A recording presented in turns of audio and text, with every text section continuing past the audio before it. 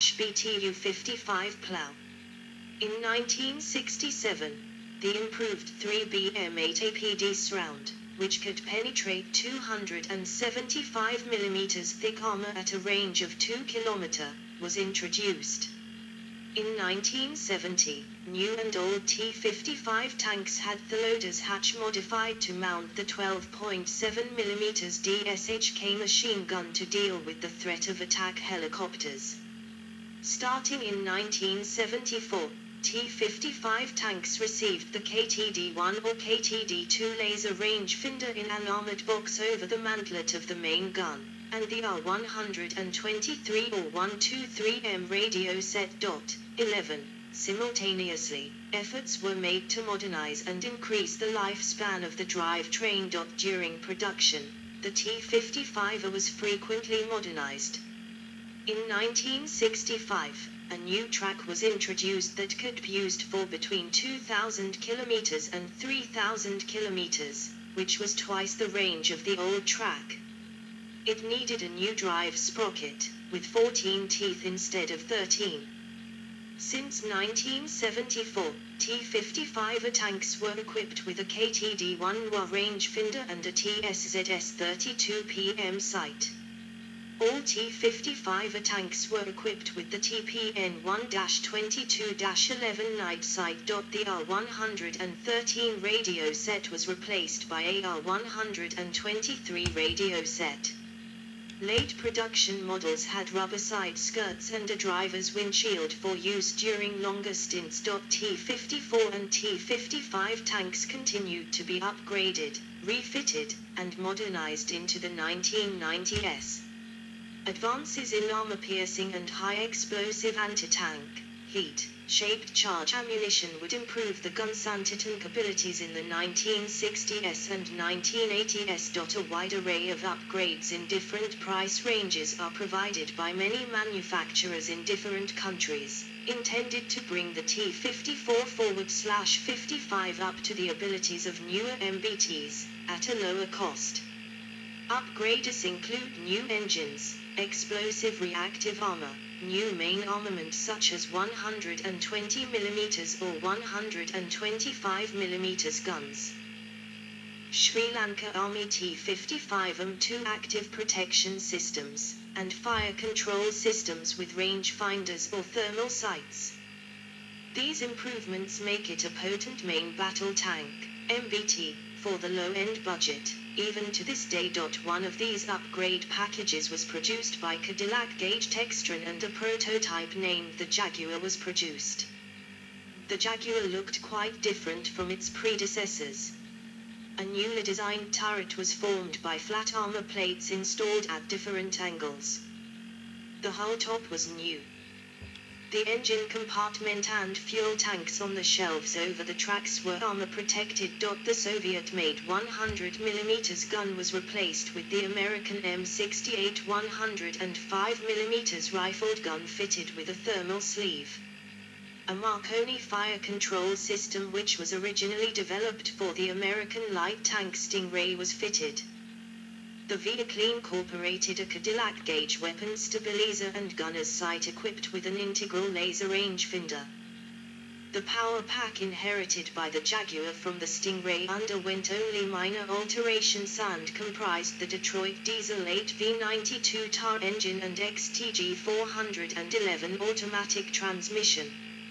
In 1989, 2 Jaguar tanks were manufactured. The chassis were provided by PRC, while the hull tops, turrets and power plants were manufactured by Cadillac Gage Textron. 12. Another prototype upgrade package was produced by Teledyne Continental Motors, now General Dynamics Land Systems, for the Egyptian Army and was known as the T-54E. After further modifications and trials, it was sent into mass production and received the designation Ramses II. As late as 2013, Ukrainian companies were reportedly developing T-55 main battle tank upgrades targeting the export market. 13. The Type 59 is still in production, in several variants. 14. Description.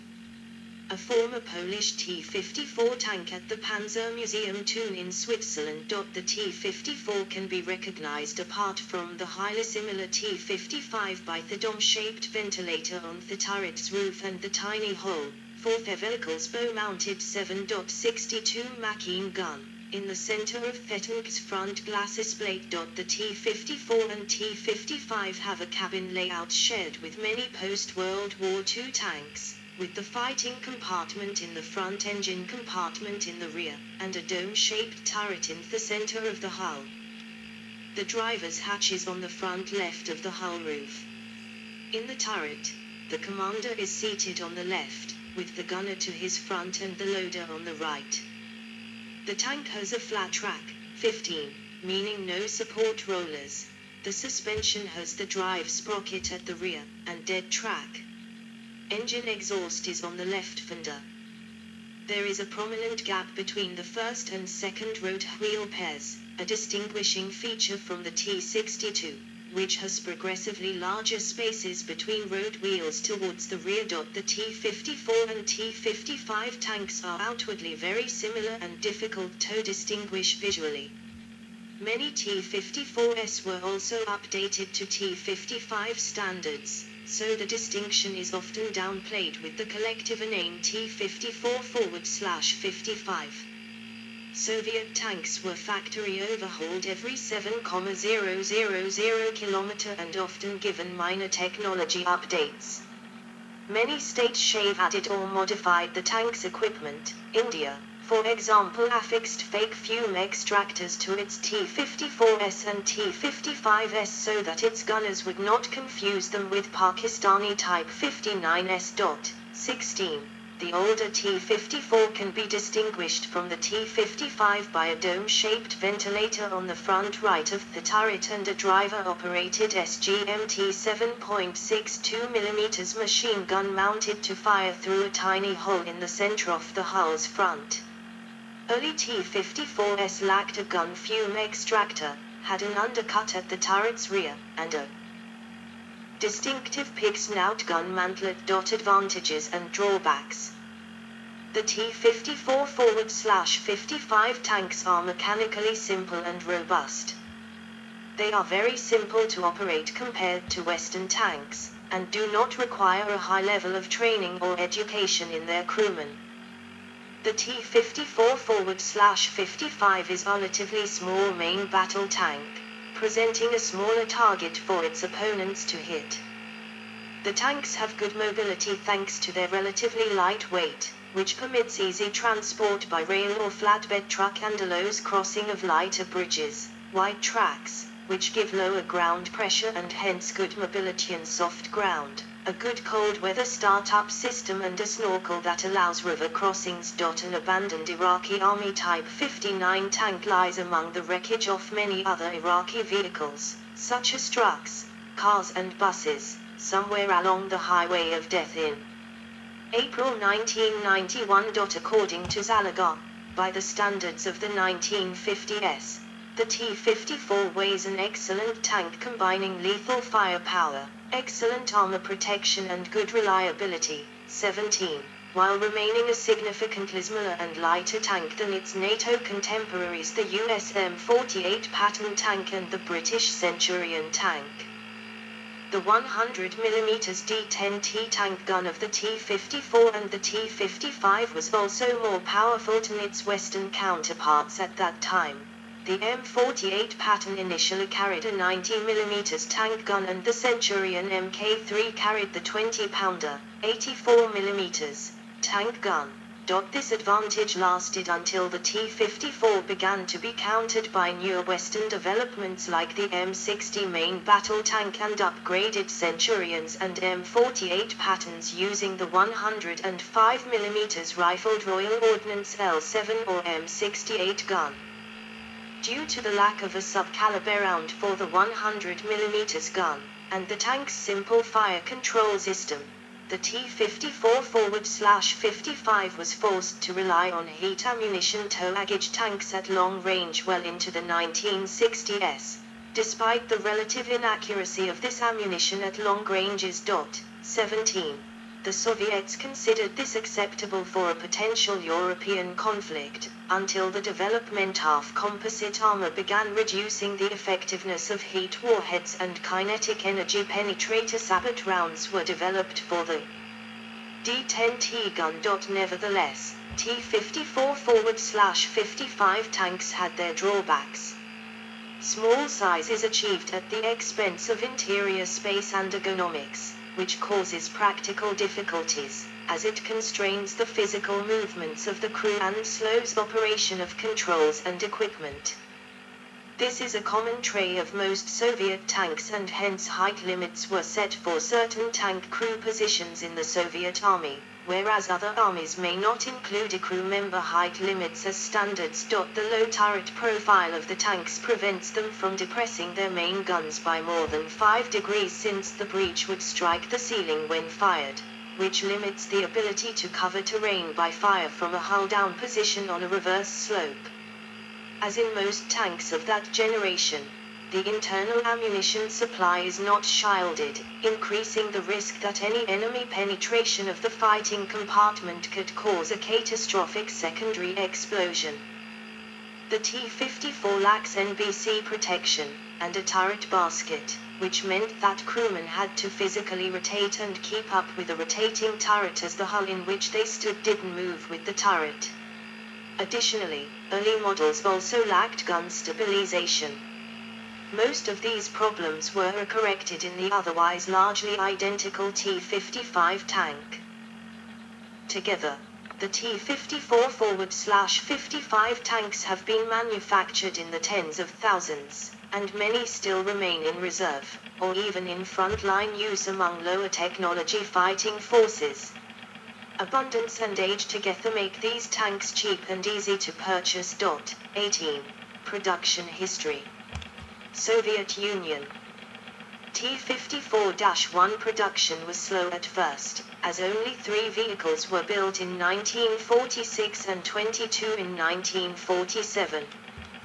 285 T-54-1 tanks were built in 1948 by Stalin Ural Tank Factory No. 183, Uralvagonzavod. By then it had completely replaced T-44 production at Uralvagonzavod, and Kharkiv Diesel Factory No. 75, KHPZ. Production was stopped because of a low level of production quality and frequent breakdowns. The T-54-2 entered production in 1949 at Uralvagonzavod, which produced 423 tanks by the end of 1950. It replaced the T-34 in production at the Omsk Factory No. 183 in 1950. In 1951, over 800 T-54-2 tanks were produced. The T-54-2 remained in production until 1952. The T-54 was produced between 1955 and 1957. The T-54 was produced between 1957 and April 1959. The T-55 was produced by Uralvagonzavod between 1958 and 1962. The T-55K command tank was produced from 1959. The Tu-55, Object 482, flamethrower tank was produced until 1962. Polish T-54 AMS overall 35,000 T-54-1, T-54-2, T-54, T-54-3, T-54A, T-54B, T-54AK1, T-54AK2, T-54BK1 and T-54BK2 tanks were produced between 1946 and 1958, and 27,500 T-55, T-55O, T-55K1, T-55K2, T-55K3, T-55AK1, T-55AK2 and T-55AK3 tanks were reproduced between 1955 and 1981. Polish People's Republic. Polish T-55 tanks on the streets during martial law in Poland. Polish People's Republic produced 3,000 T-54, T-54, T-54A and T-54M tanks between 1956 and 1964 and 7,000 T-55 between 1964 and 1968, T-55L, T-55AD1 and T-55AD2 tanks between 1968 and 1979.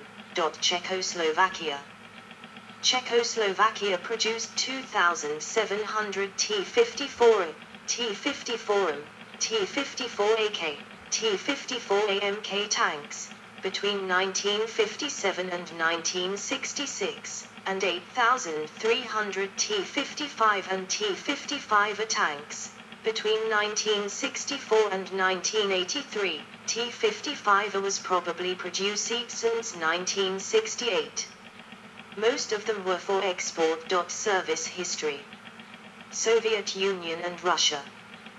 The T-54/55 and the T-62 were the two most common tanks in Soviet inventory in the mid-1970s. The two tank types together comprised approximately 85% of the Soviet Army's tanks.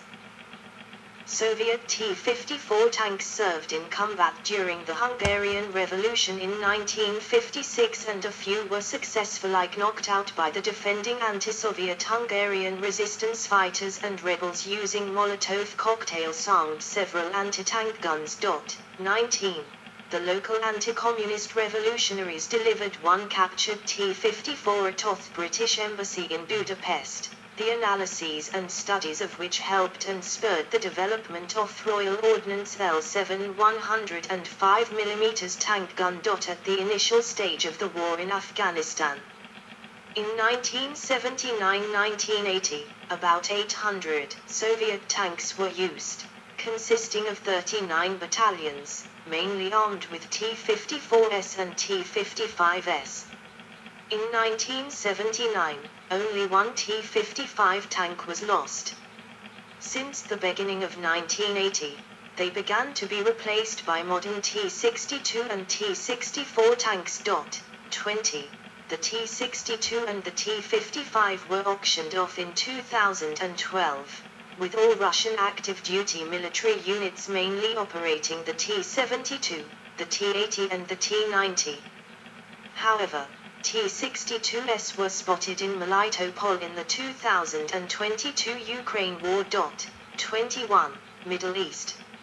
An abandoned Israeli-supplied Tiran 5 of the South Lebanon Army, SLA, in South Lebanon, with a giant wooden cutout of former Iranian religious leader Ayatollah Khomeini flanked by two Hezbollah flags. During the 1967 Six-Day War, U.S. supplied M48 Patton tanks, British Centurion tanks, and even upgraded World War II-era Sherman tanks faced T-55s. This mix of Israeli tanks, combined with superior planning of operations and superior air power, proved to be more than capable of dealing with the T-54/T-55 series. 22. During the 1970 Jordanian Civil War, Syrian tanks inflicted heavy losses on Jordanian Centurions. In one case, a squadron of T-55 stopped the advance of a large Jordanian column, with 19 Centurions destroyed and up to 10 Syrian T-55s lost in the battle. 23. According to Israeli intelligence, Jordan lost 75 to 90 tanks out of 200 involved. 24. Most to Syrian T-55 fire at Aramtha. 25. In turn, total Syrian tank losses accounted to 62 T-55, mostly breakdowns left on enemy territory. 26.